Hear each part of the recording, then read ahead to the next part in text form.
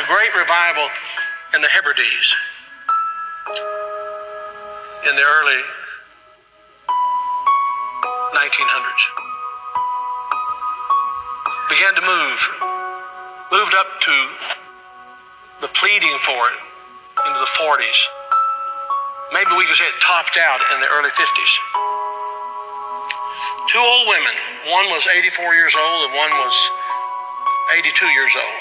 One was blind and one was humped over so badly with spinal stenosis, just arched over. But they had passion for revival. They wanted God to work. This is what happened. They couldn't even get out to the church to pray. They couldn't even get out to the church to worship. Their house became a place to meet. People came in. They got so passionate about revival coming to their isle, the Isle of Lewis. They got so passionate about it. They confronted the preacher and wanted to know if he was thoroughly right with God. And they prayed and prayed and prayed. And they'd seen the Lord, they said, with the church filled up and God blessing, a great overflow.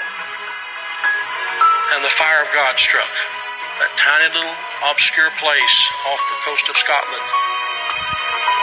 And when it happened,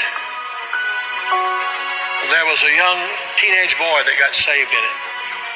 His name was Donald. And the preacher became so dependent upon Donald and so close to Donald, he would ask him to lead in public prayers and help him with the meetings, and he did. Oh, how God worked.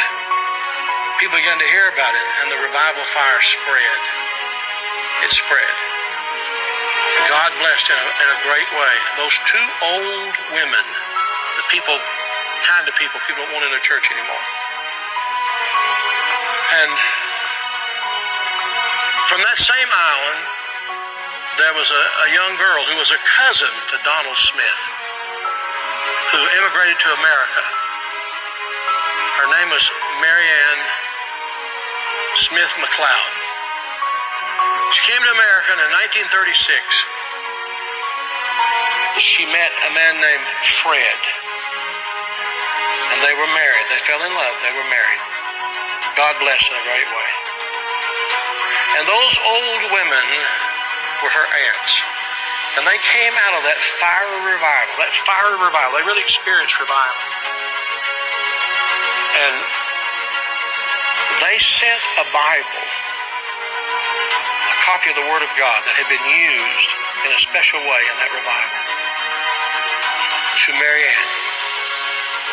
She started having children. I think it was 1937 she had her first child. They named him after his father, Fred. Then she had her second child, named after herself, Marianne. Then she had her third child, Elizabeth. Then she had her fourth child. And she was so impacted by this teenage boy God had used in that revival of the Hebrides. She named him Donald. And she gave him that Bible, that Hebrides Revival Bible. He was born in 1946. He's now the 45th President of the United States. And that revival Bible is in the Oval Office. I'm saying to you, I don't know how, why, I don't know how it all comes together. But I believe God is putting some things together to give us just a window.